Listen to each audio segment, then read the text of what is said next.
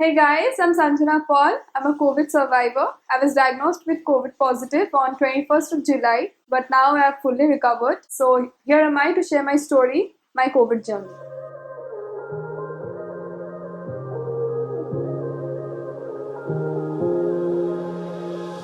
So please tell us that how was the reaction of all friends and family when they got to know that their close and beloved Sanjana is has been tested positive for COVID. So what was the reaction like?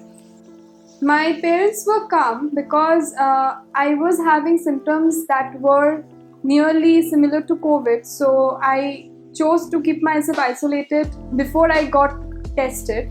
So they were calm because they were getting mentally prepared that yes, this there might be a chance of me getting diagnosed with COVID. It was the thing is hyped much more than the actual thing because COVID is more like a flu infection. There's nothing to worry about. You just need to follow basic steps, few routines to just maintain your health. That's it. And my friends were they were worked up when they got to hear that I have been diagnosed with the disease that has broke out into this ongoing pandemic. But yeah, slowly and steadily they have been my major pillar of support. And yes, today I'm good. So please tell us about what were you feeling from the inside, and what was that whole period of self-isolating yourself from everybody and staying close in a room. What was going through and what were you feeling back then? To be very honest, firstly, I panicked a lot because the worst thing is when you are strapped in a room all by yourself, you don't know what to do. You just have your phone with you, and the major mistake that I made that I started learning and tried to know things more about COVID, what are its impacts, how severe and how worse can it get, and what are the death rates and mortality rates. That is something that point one, stop using Chrome, Google, any sort of surfing media like surfing zone to check on these things. Stop reading journals. Second day of my home isolation, I started reading journals. I freaked out, I panicked. My doctor was there to help me, to calm me down. But yeah, I mean, it's, as I said, it's a flu disease. It's a flu that happened. You tend to lose your smelling sensation, taste sensation. But other than that, obviously, a bit of cough, throat pain, and most importantly, maintaining social distancing and being in home isolation. It becomes difficult a bit, like when you have to stay separate from your loved ones. You can't really meet them whenever you're in distress. Even when you feel extremely low, you have to do your dishes, you have to change your clothes, do your wash your clothes, wash your dishes, as I said. So basically Take like care a- of your like own a- self. Basically, it's more like getting a short term course on how to stay alone for a long while. Okay, so this is basically like a change of lifestyle. So what are the changes you feel after the time that you have recovered from the virus, you have But- been tested negative, now you're fine and healthy. So what are the basic lifestyle differences which are still there and you think that you'll carry on with them? Firstly, after I came out of my room as I was under home isolation, so it was a bit difficult for me to stay around people because after staying for nearly 1.5 months alone in a confined room, the moment you step outside and you are surrounded by people, it feels a bit awkward. But slowly and steadily, that awkwardness goes away. You again tend to get back to your normal space. How And did the people react when they used to see you outside, doing the regular They- old job? they What were are the reactions you amazingly get? happy. Like my mother and father, they were elated that of even having the thought that now they can touch me, they can hug me, and my brother was extremely happy. My friends were really relieved of the fact that I recovered, and yes, I'm again back on my feet. I can walk around. But yeah, definitely, to be very honest, being in the disease, being undergoing the disease and after getting tested negative, the post-COVID complications are a bit much more worse than the actual disease is, because you don't know, every day you wake up with something new. Someday you are having back pain, someday you're having leg pain, someday you're having a headache. It's somewhere like that. But slowly as the immune system, our immunity drops down so bad, so it takes a toll on our body. But yeah, slowly and steadily, after weeks of and undergoing, having good food, having following up basic steps to eat on time, to sleep on time, slowly your body accustoms, and there you go. You are a step ahead of getting fitter. So everything which we experience in our life teaches us something new. So what did this your whole COVID journey taught you? Like top 3 life lessons which you gained. How to survive alone. I'm a person who has been pampered since I'm born.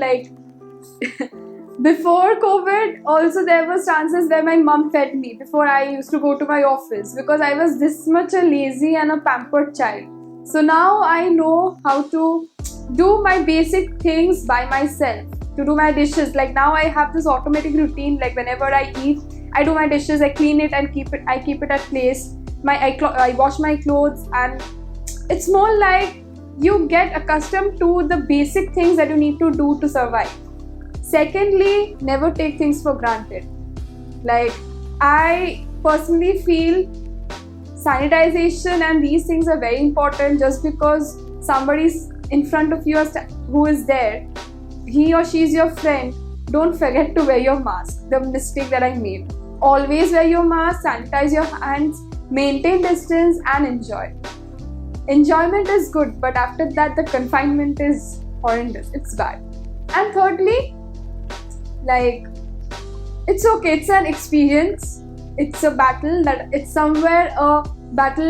I fought with numerous amount, n number of people who are surviving through.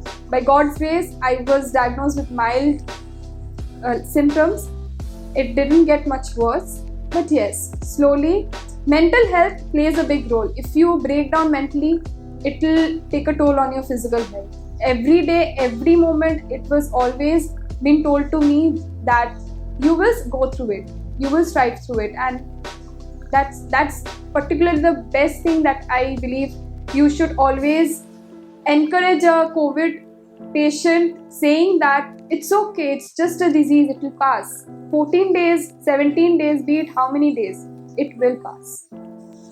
So lastly, what's the message to all our viewers, related to COVID-19 and the panic out there? The most important thing, I did not choose to get infected with COVID.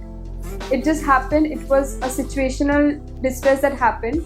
So please don't treat the COVID patients like aliens. Even if they are all covered, because whenever a COVID patient steps out for diagnosis or anything, even after recovery, they take immense amount of precautions, starting from wearing hair caps to double masks to hand gloves, everything. So even if you know that a COVID patient, a recovered COVID patient is standing beside you, or they're walking, maintaining social distance, don't make them feel like some alien, because that plays a very important part in their mental state. Try to be normal. Try to provide your helping hand. For example, in my apartment, it became a big issue, and that really took a toll on my health to some extent. I kept on asking my parents, are they treating you bad? Are they not talking to you?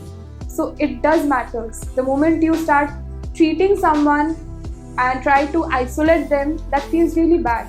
It's a disease. I did not welcome it to my home. So and it's nobody's fault.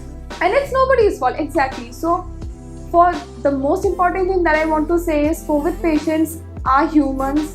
They do feel, and they feel much more. They are more in a sensitive stage at that point of time. So please behave normally with them. Don't isolate or alienate them. Don't panic. That's number one. The disease is I am 21.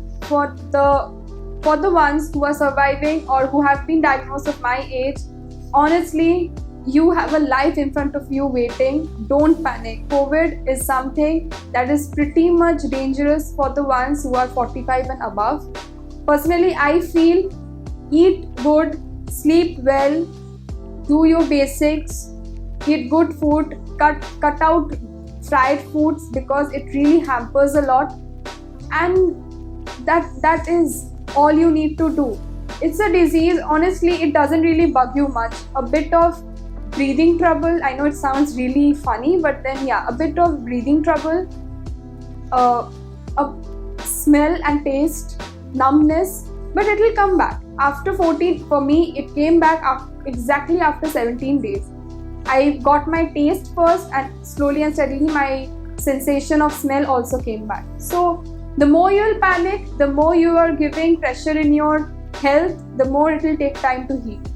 So calm down, do your work, and you will get n number or like enough time to Netflix to do everything. I know it really doesn't feel like Netflixing at that point of time, but watch movies, like do video calls, talk to your friends, like they do make you feel like a celebrity when you are into isolation, and every day, every moment.